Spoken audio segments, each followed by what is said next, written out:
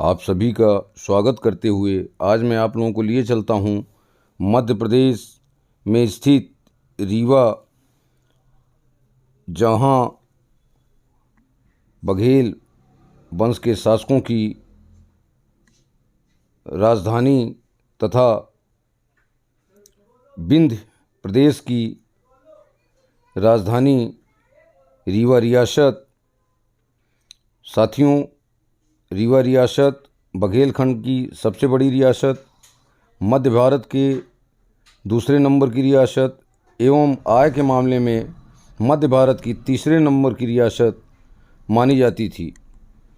साथियों, मैं आगे बढ़ने से पहले आप लोगों से थोड़ी चर्चा बघेल वंश के बारे में कर लूँ, फिर बृहद चर्चा मैं आप लोगों से करूँगा।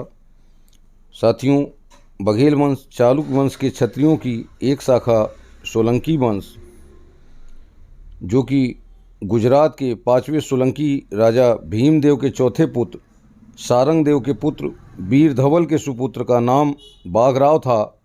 गुजरात के शासक सिद्धराज जय सिंह 1093 से 1142 ईसा ने बाघराव को जागीर में व्याघ्रपल्ली बघेला गांव दिया था, जिसके आधार पर व्याघ्रराव की संतानें बघेल नाम से विख्यात हुई। कुछ समय पश्चात उन्होंने जागीर सिद्धराज जय सिंह के पुत्रों को देकर गुजरात से प्रस्थान किया। 1233-34 ईस्वी में गुजरात से चलकर अनेक तीर्थों का भ्रमण करते हुए चित्रकूट से लगभग 15 किलोमीटर की दूरी पर स्थित मड़फा, जहां चंदेल वंश के खाली पड़े हुए किले पर इन्होंने अपना स्थान बनाया और वहां से अपना शासन चालू किया। बाद में वहां से ये व्याघ्रदेव बांधवगढ़ आकर यहाँ शासन करने लगे। 1617 ईस्वी में महाराजा विक्रमादित्य सिंह ने रीवा रियासत की स्थापना की। तब से अब तक 35 पुश्तें इनकी रीवा रियासत पर राज कर चुकी हैं। रीवा रियासत के अंतिम शासक महाराजा मार्तंड सिंह जूदेव थे। रीवा को सफ़ेद शेरों की भूमि भी कहा जाता है। इसके संबंध में भी थोड़ी सी चर्चा मैं कर लूँ। 25 मई 1951 में जोधपुर के नरेश अजीत सिंह का रीवा आगमन हुआ। महाराजा मार्तंड सिंह जी ने शाही हाके की शाही शिकार की शुरुआत की। यहाँ से रीवा से 115 किलोमीटर की दूर सीधी के जंगलों में डेवा नामक स्थान से इनका शिकार चालू हुआ। पता चला कि एक शेरनी अपने 3 शावकों के साथ भ्रमण कर रही है। शिकारी दल शिकार की तलाश में जंगल में भटकते रहे। शिकारियों के द्वारा शेरनी और 2 शावकों को मार गिराया गया, लेकिन एक शावक जो कि सफ़ेद कलर का था, उसे पिंजड़े में कैद करके गोविंदगढ़ किले में लाया गया और उसका नाम मोहन रखा गया। उसकी शादी राधा से हुई। आज विश्व में सफ़ेद शेरों की जहाँ भी संतानें हैं, वो मोहन और राधा की ही वंशज हैं। इसके अलावा मित्रों, रीवा रियासत में प्रसिद्ध संगीत सम्राट तानसेन जी रीवा के राज दरबारी रहे हैं और अकबर के 9 रत्नों में से तानसेन और दूसरे बीरबल जी भी रीवा रियासत के ही दरबारी थे।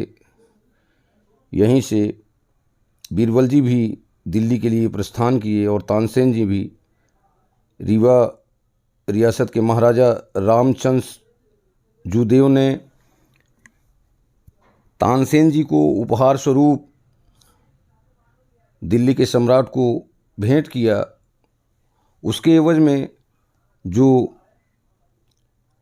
रीवा रियासत की सबसे बड़ी और भारी तोप रखी हुई है वह बादशाह ने रामचंद्र जी देव को उपहार स्वरूप दिया था, जो आज भी किले के अंदर रखी हुई है। 400 वर्ष पुराना किला रीवा रियासत के अंतर्गत सीधी, रीवा, सतना, शहडोल, अनूपपुर, उमरिया, सोनभद्र, महोबा, मिर्ज़ापुर, चित्रकूट, बांदा,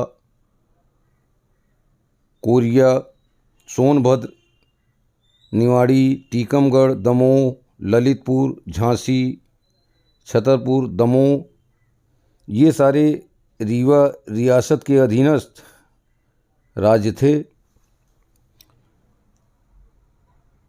बीहड़ नदी और बिछिया नदी रीवा की खूबसूरती को बढ़ाते हुए रीवा शहर में रीवा रियासत में कोठी के अंदर प्राचीन मूर्तियाँ सुदूर गांवों से एकत्रित करके किले के अंदर संरक्षित की गई हैं। यहाँ सैलानियों को उसका भी दर्शन लाभ मिलता है। किले के अंदर शस्त्रागार भी है, जिसमें बघेल वंश की पुरानी तलवारें, तोप, बंदूकें, भाले, बर्छे, ढाल, चांदी के सिंहासन, सफ़ेद शेर की अस्थियां इस संग्रहालय में सुरक्षित रखी हुई हैं। अभी